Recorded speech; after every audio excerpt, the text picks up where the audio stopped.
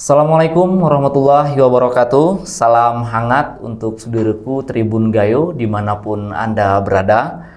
Sekitar 30 menit ke depan, saya akan menemani Anda dalam acara podcast Cerita Urum Tokoh yang mungkin kita akan bedah isu yang hari ini menjadi urgensi penting khususnya untuk masyarakat Aceh. Dan sudah hadir bersama kita yang kebetulan beliau adalah yang mengerti betul tentang denyut nadi masyarakat Provinsi Aceh. Kita sapa dulu terlebih dahulu. Selamat datang Bapak Ali Basrah di Tribun Gayo. Waalaikumsalam warahmatullahi wabarakatuh. Ya, terima kasih Bapak atas kesempatannya di sela kesibukan yang masih meluangkan waktu dan kesempatan untuk hadir di Tribun Gayo.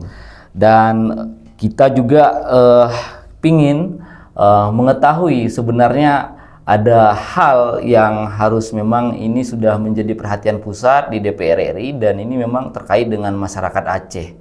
Jadi mungkin untuk yang pertama Bapak, kita langsung saja bahwa setelah 20 tahun atau 2 dekade dana OSUS ini berjalan di Provinsi Aceh, banyak mungkin masuk kritik dan saran yang khususnya dari masyarakat Aceh terkait dengan ketimpangan serapan yang ada di Provinsi Aceh, khususnya 23 kabupaten kota.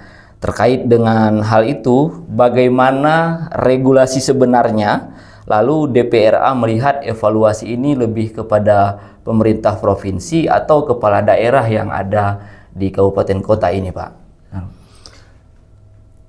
Terima kasih waktu dan kesempatan kami bisa hadir. Jadi acara podcast Tribun Gayo ini merupakan kebahagiaan ya, bagi saya.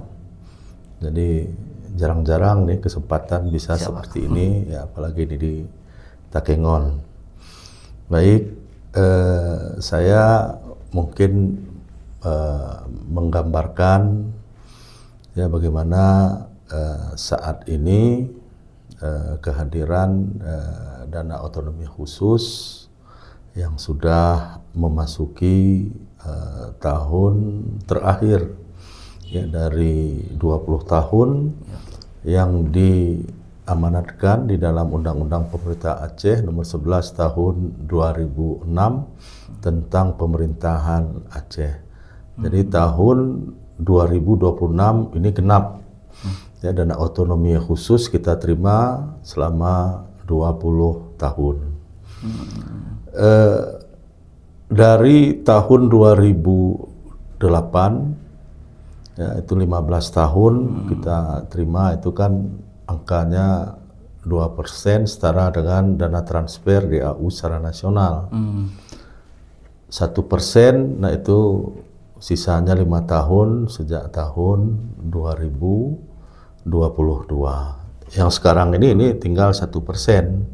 Ya, yang kita terima berakhir ya tahun 2026. Sesungguhnya terkait dengan penggunaan dana otonomi khusus secara umum memang diatur ya di dalam Undang-Undang 11 tahun 2006, di mana prioritas penggunaannya yang pertama itu untuk pendidikan, kesehatan, infrastruktur, pembangunan ekonomi, dan juga ada untuk kekhususan kita di Aceh dalam rangka pemberlakuan syariat Islam.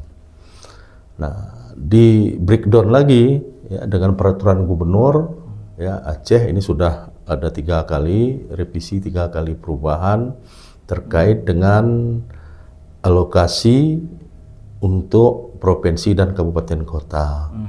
Nah, kalau di awal ya sempat ya 2 tahun pertama itu penggunaan dana otonomi khusus ini semuanya dikelola oleh pemerintah Aceh.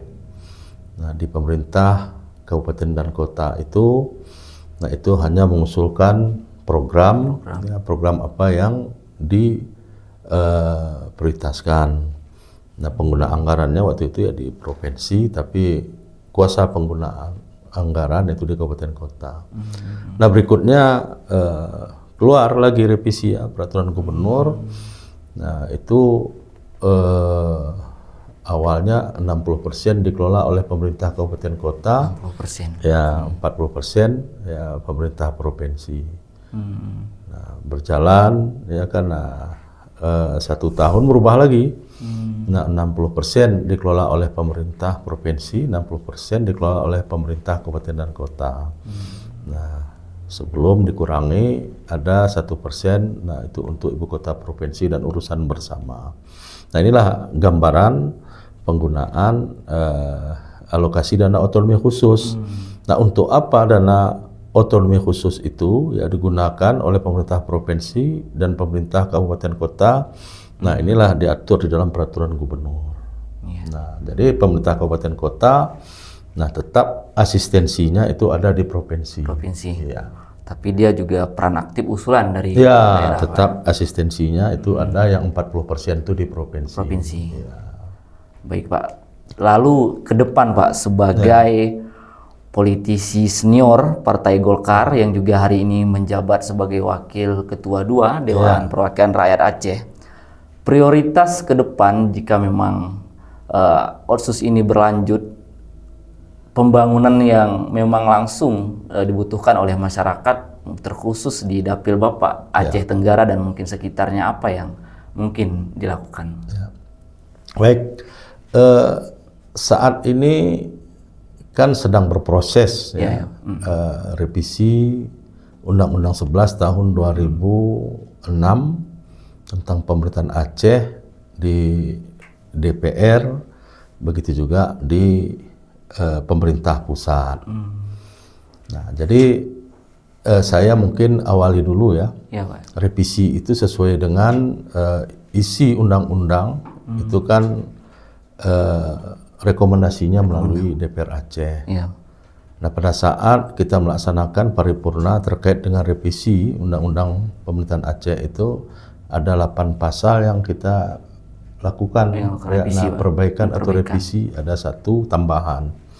Nah, intinya ada 3 pasal ya, yang kita perjuangkan, mudah-mudahan itu nanti bisa diterima oleh pemerintah pusat. Yang pertama terkait dengan perpanjangan dana otonomi khusus, ya kita minta jangan lagi ya dengan pembatasan waktu.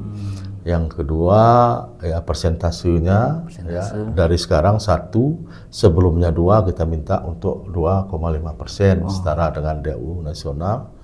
Yang ketiga kewenangan, ya kita juga berharap ya kewenangan ini ya ini bisa seperti ya yang diberikan saat ini.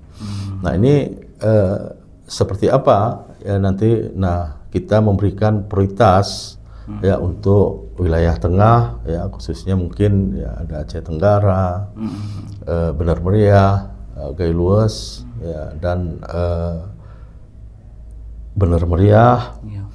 Nah, ini kalau saat ini ya tentu kita ingin ya bagaimana meningkatkan dan memperbaiki kualitas ya pendidikan kita, ya, pelayanan kesehatan kita.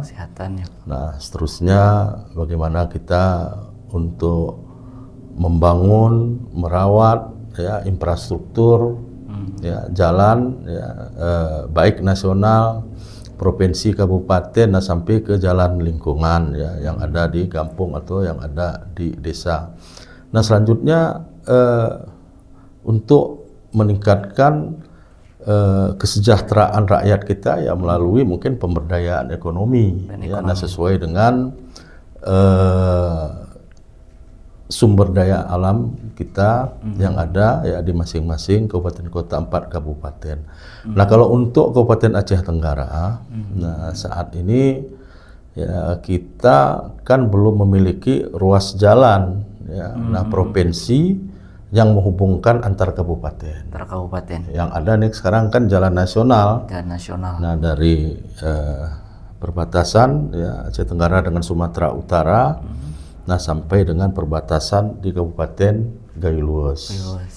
Nah, jadi untuk jalan provinsi sendiri belum ada yang terhubung ya dengan kabupaten kota yang lain. Nah, Aceh Tenggara ke Kota Subul Salam belum juga Itu nama ruas jalannya Muara Stulen Gelombang. Nah, insya Allah sebagaimana ya yang sudah beberapa kali disampaikan Pak Gubernur, ini merupakan salah satu prioritas. Ya, beliau di dalam RPJM ya 2025-2030. Nah, ruas jalan provinsi, nah termasuklah ya diantaranya jalan Muara Stulen Gelombang. Ini Aceh Tenggara ke Kota Subuh Salam. Subuh Salam. Nah, ini prioritas sekali. Sudah tertera di RPJM, Pak Gubernur. Ya, RPJM ruas jalan provinsi, tapi ini sudah tertuang di dalam rencana kerja pemerintah Aceh tahun 2026. Nah, sudah masuk RKPA melalui kemarin Musrenbang ya di tingkat kabupaten juga di tingkat provinsi. Artinya ini juga akan mengurangi keterisoliran, Pak ya, antara Aceh Tenggara yang memang jauh dari pusat, dari Banda Aceh seperti itu, Pak. Kira-kira ruas jalan itu berapa panjang antara Sabuh Salam dan Aceh Tenggara itu? Ya, lebih kurang sekitar 48 km lah yang kita ini ya. 48 km, Pak. Yang perlu ya. Yang perlu. Support anggaran dan dana. Artinya memang ketika nanti masyarakat dari Aceh Tenggara ketika mau ke Sabuh Salam tidak perlu lagi harus memutar ke Provinsi Sumatera Utara. Kalau sekarang kan masyarakat Aceh Tenggara kalau ke Singkil, ke Kota Subuh Salam, begitu juga ke Aceh Selatan, kan harus ya melalui jalan pemerintah Provinsi Sumatera Utara khususnya itu ada di Kabupaten Dairi dan Pak Barat. Nah, jadi dua kabupaten itu ya, baru sampai sesama provinsi Aceh. Ya, sesama provinsi. Nah, itu. Ya baik, luar biasa. Jadi mungkin kabar baik kepada masyarakat Aceh Tenggara, mungkin dalam RPJM juga sudah terterakan dan mungkin sekitar tahun 2026 ya, yang akan datang sudah bisa dinikmati, akan Pak, dimulai pembangunannya. Baik, Pak. Kemudian kalau terkait dengan Otsus, Pak, di Aceh Tengah sendiri mungkin bukti fisik yang ada itulah Rumah Sakit Regional Takengon. Yang mungkin baru-baru ini pemerintah Provinsi Aceh sudah serah terima aset dengan pemerintah Kabupaten Aceh Tengah. Namun bagaimana jaminan rumah sakit ini bukan hanya menjadi simbol Otsus, tapi dia beroperasi maksimal menjadi pelayanan kesehatan kepada masyarakat gitu. Rumah sakit regional ya, ini ada di beberapa kabupaten ya, salah satunya ada di Aceh Tengah ya, di Takengon. Sebagaimana ini kan pembangunan ya dimulai pada tahun 2022 yang lalu. Nah, di tahun 2024 nah ini mangkrak. Nah, belum fungsional. Nah, dan yang sangat memprihatinkan kita ya sudah belum lagi ya fungsional, ada beberapa fasilitas yang ada di rumah sakit regional tersebut karena tidak ada yang merawat, menjaga. Nah, ini beberapa bagian dari fisik dan bangunan dan juga ada alat-alat yang tidak tidak ada lagi, ya, ada yang hilang dan ada yang rusak. Betul, Pak. Nah, dengan semangat ya bagaimana ini bisa difungsikan, difungsionalkan ke depan. Nah, maka beberapa waktu yang lalu ya di bulan Oktober yang lalu pemerintah Aceh menyerahkan aset ya rumah sakit regional Takengon ini ke pemerintah Kabupaten Aceh Tengah. Sudah diserahkan. Nah, dengan catatan pemerintah Aceh tentu tetap akan mengalokasikan ya anggaran, nah apakah melalui bantuan keuangan khusus atau nanti melalui pemerintah Aceh ada yang namanya Inpres, Banpres. Nah, ini menjadi tanggung jawab pemerintah Aceh sampai dengan fungsional. Nah, terus pertanyaannya kenapa kita ya, serahkan kalau begitu? Nah, ini sepanjang belum lagi ya, karena fungsional kita kan tidak mau ya fisik yang ada sekarang ini, nah itu seperti tidak ada tuannya. Nah, ini bisa ya semakin ini ya, nah semakin terjadi hal-hal ya, yang tidak kita inginkan. Oleh karenanya pemerintah Aceh berharap Nah, merawat dan menjaga ya saat ini ya, sampai seterusnya itu fungsional itu diserahkan ke pemerintah Kabupaten Aceh Tengah. Itu dia. Artinya memang ketika memang diserahkan aset, bukan pemerintah provinsi tidak mengalir lagi secara anggaran ke rumah sakit regional, Bertanggung jawab pemerintah kan? provinsi bertanggung jawab tuh sampai nanti rumah sakit itu Beroperasi. fungsional beroperasi. Oh.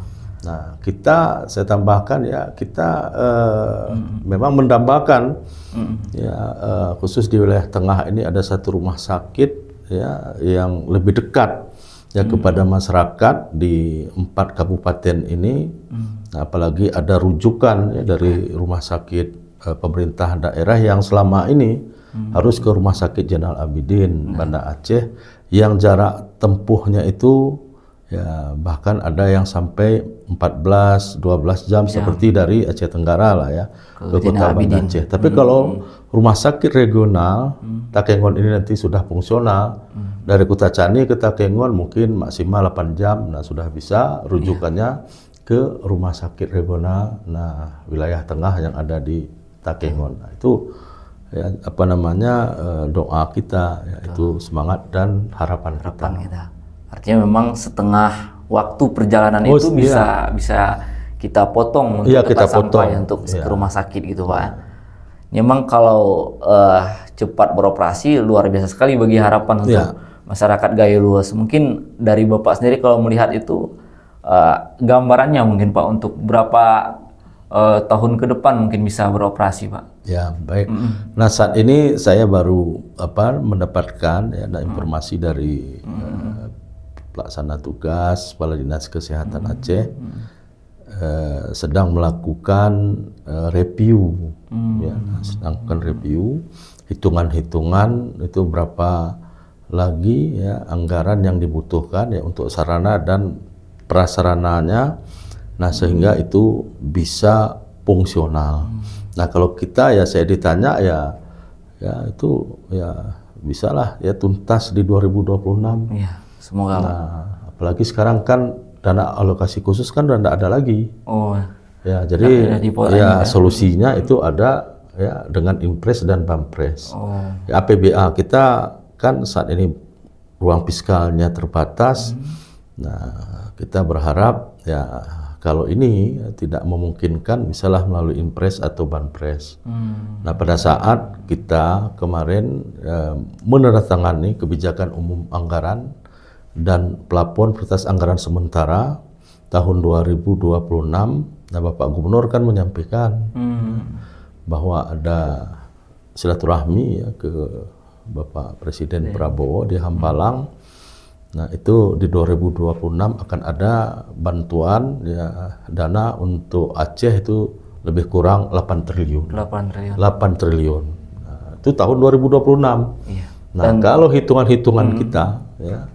Nah, kemarin sebelum review, nah untuk rumah sakit regional Takengon ini itu masih dibutuhkan sekitar lebih kurang 100 miliar lagi. Kalau kita dapat 8T ya kan tuntas tidak semua tuh kemungkinan 2000 ya untuk dapat rumah sakit ya, itu tentu, bisa ya kita ya nanti ya berharap ya, yang menjadi prioritas ya tidak hanya mungkin ya rumah sakit kita yang ada di Takengon seperti yang ada di Aceh Selatan ya begitu juga di Melabuh nah Biren ya Langsa nah itu ada apa namanya 5 nah ini bisa semuanya aktif Pak ya, bisa berfungsi di tahun 2026 ya. Ada mungkin sampai ke 2027 seperti Kabupaten Biren dan Kota Langsa mungkin ini masih apa namanya proses pembangunannya kemarin mangkrak pada apa namanya penyediaan lahan dan fondasi mungkin. Baik.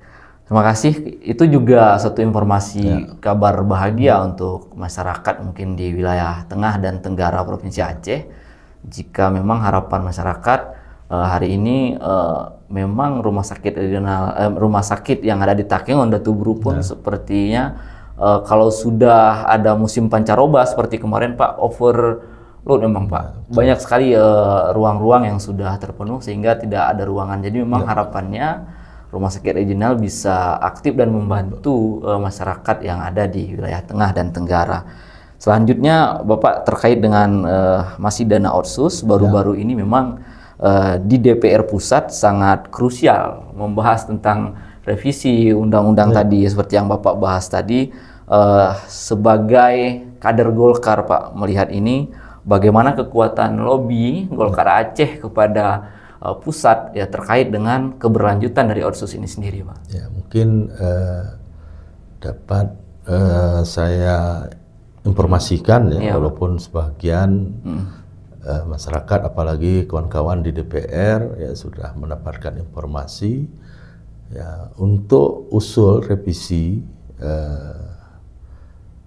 undang-undang pemerintahan Aceh ini kemarin kan sudah disetujui di Badan Legislasi DPR RI. Nah, untuk dibawa ke Prolegnas. Nah, tetapi memang kalau kita melihat peringkatnya ini kan masih di peringkat ya sekitar 20 besar atau 25 besar. Nah, terus kita kan melihat dalam 1 tahun berapa undang-undang yang bisa diselesaikan oleh kawan-kawan di Senayan ya, khususnya di DPR RI. Nah, kalau peringkatnya ya usul kita ya, revisi Undang-Undang 11 tahun 2006 ini ada di peringkat misalnya masuk 27. Nah, ini kan tidak mungkin ini ya bisa diselesaikan di 2026. Oleh karenanya lah ya Pak Gubernur ya, Porbes ya, DPR RI asal Aceh, tokoh-tokoh ya Aceh, termasuk ya karena partai politik nasional, khususnya yang mempunyai wakilnya di DPR RI di Senayan, tentu kan akan juga memberikan dukungan dan kontribusi ya kan. Kita tidak bisa pasif ya, tidak bisa hanya mendengar berharap, tentu apa yang bisa kita lakukan. Nah, khusus kita ya DPD 1 Partai Golkar Aceh itu sudah menyampaikan surat kepada Ketua Umum ya DPP Partai Golkar Pak Bahlil Lahadalia. Nah, apa isinya? Kita minta 3 orang anggota DPR RI dari Dapil Aceh 1 dan Dapil Aceh 2. Nah, yang saat ini ada Ampun Bang, ada Samsul Baritiung, ada Pak Ilham Pangestu. Nah, ini sudah ya kita sampaikan surat. Nah, kita minta ini di BKU-kan di Badan Legislasi DPR RI. Nah, supaya bisa mengawal. Berkonsentrasi. Ya, bisa mengawal. Nah, seperti apa? Nah, nanti syarat masukan ya dari praksi-praksi yang lain. Nah, karena memang yang lebih paham ya seperti apa dana otonomi khusus selama ini. Nah, tentu itu anggota DPR RI asal Aceh ya, dalam hal ini termasuklah ada 3 dari Partai Golkar. Nah, fraksi Golkar di DPR RI ini sudah kita sampaikan ya, kira-kira lebih kurang sebulan yang lalu. Sudah kirim surat ke sudah ya. Terus ya Ketua DPD 1 Partai Golkar Aceh Pak Teguh Manulib juga ya mengawal inilah, menyampaikan ini secara langsung dengan Ketua Fraksi Golkar di DPR RI ada Pak Sarmuji ya, beliau juga menyampaikan dengan Ketua Umum. Nah, ini upaya kita. Artinya melihat ini Golkar juga berperan aktif untuk keberlanjutan dana otsus yang memang Aceh ini Pak ya. Dan pastilah. Terkait dengan Golkar nih Pak, kami melihat bahwa kemarin juga ada kegiatan AMPG yang memang di Aceh Tengah, berpusat di Aceh Tengah. Mungkin ada pertanyaan serius nih Pak, kenapa Golkar Aceh begitu perhatian dengan wilayah yang ada di Aceh Tengah? Kemudian dari mengaktifkan organisasi-organisasi sayap ini secara strategis politiknya apa nih Pak? Ya. Baik ya. Ya saat ini kehadiran kita dan kawan-kawan ya sudah 2 hari di Kota Takengon. Ini melaksanakan satu kegiatan pendidikan politik melalui ormas sayap Partai Golkar Yang kita kenal itu namanya AMPG, Angkatan Muda Partai Golkar. Nah, menghadirkan dari 23 kabupaten kota termasuk pengurus yang ada di provinsi. Nah, di kota Takengon. Kenapa Takengon yang kita jadikan tempat pelaksanaan pendidikan politik ini? Ada beberapa pertimbangan. Ya, nah dari kita ini adalah yang pertama bentuk apresiasi kita. Penghargaan kita kepada DPD 2 Partai Golkar Kabupaten Aceh Tengah. Karena berdasarkan perolehan suara dan kursi ya pemilu legislatif tahun 2024 yang lalu, nah itu signifikan kenaikan suara dan kursi di DPRK Kabupaten Aceh Tengah. Nah, sehingga ya Golkar lah yang menjadi Ketua DPRK Kabupaten Aceh Tengah. Iya. Nah, ini kan dari 3, 6, nah ini kan kenaikan yang signifikan. Yang kedua, ya pada saat pilkada, nah, Partai Golkar dalam hal ini DPP Partai Golkar kan memberikan dukungan rekomendasi kepada Pak Muhsin. Ya, beliau adalah Ketua DPD 2 Partai Golkar Aceh Tengah. Ya, waktu itu kita rekomendasikan menjadi calon wakil bupati. Nah, dengan paket ya, nah bupati alhamdulillah. Nah, ini juga ya dipilih ya oleh rakyat masyarakat Kabupaten Aceh Tengah sehingga saat ini ya Pak Muhsin ya sebagai Ketua DPD 2 Partai Golkar Kabupaten Aceh Tengah itu sebagai wakil bupati. Nah, di samping itu ya kita juga ingin ya karena mengembangkan ya melalui Partai Golkar ingin juga ya terus mengangkat nah potensi ya sumber daya alam yang ada di Kabupaten Aceh Tengah termasuk Benar Meriah khususnya di sektor pariwisata. Nah, kita kan membuat laporan juga ya ke DPP Partai Golkar. Nah, dengan view. Nah, yang kelihatan itu ada ya Danau Laut Tawar dari objek pariwisata. Iya, nah ini juga ya itu tadi karena kita support, nah kita bantu. Nah, tentu juga ada mungkin pertimbangan-pertimbangan yang lain. Ya, itu yang yang menjadi tolak ukur, ya tolak ukurnya. Jadi ada apresiasi kepada ada reward. Ya, kan. Secara legislatif dan eksekutif menguning nih Pak. Iya, di Aceh Tengah kan iya, betul. Jadi ya di samping itu, nah tentu kita kan jangan kesannya ya, nah hadir di tengah-tengah masyarakat pada saat ya 1 tahun, 2 tahun menjelang pemilu legislatif pilkada. Nah, jangan kesannya seperti itu. Ini kan kita juga ada acara berbagi di acara pembukaan kemarin kan Pak Bupati yang buka, ada juga ya kita menghadirkan anak yatim piatu. Nah, ini kan Golkar berbagi karena kalau sekarang nih ya kita mutunya itu ya suara rakyat, suara Golkar. Kalau dulu kan suara Golkar, suara rakyat. Sekarang suara rakyat, suara Golkar. Sudah terbalik gitu. Sudah terbalik. Nah, luar biasa. Iya. Luar biasa sekali, sungguh pembahasan yang menarik ya untuk dibahas. Kenapa Aceh Tengah sering sekali menjadi memang tempat-tempat Golkar untuk bermusyawarah, kemudian sayap-sayap juga ditempatkan di sini. Ternyata ada apresiasi atau reward dari Golkar Aceh terkait dengan perolehan suara tadi Pak, yang signifikan naik dari di DPRK-nya dan juga di pemerintah kabupaten kotanya yang hari ini dipimpin oleh Bapak Dr. Andes Hari Yoga dan Bapak Muhsin Hasan. Dan dapat kami simpulkan bahwa komitmen DPRA dan Golkar terkait dengan dana otsus tetap berlanjut dan dipastikan 3 perwakilan Golkar yang ada di Senayan juga akan fokus di badan legislasi Pak. Iya, di BKU kan. Di BKU kan. Bahasa di legislasi untuk mengawal rancangan terkait dengan otsus ini.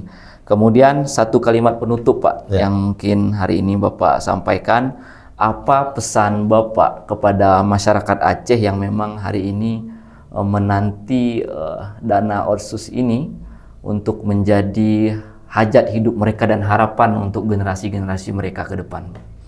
Ya, yang pertama tentu kita harus ya sama-sama menjaga dan menciptakan stabilitas ya.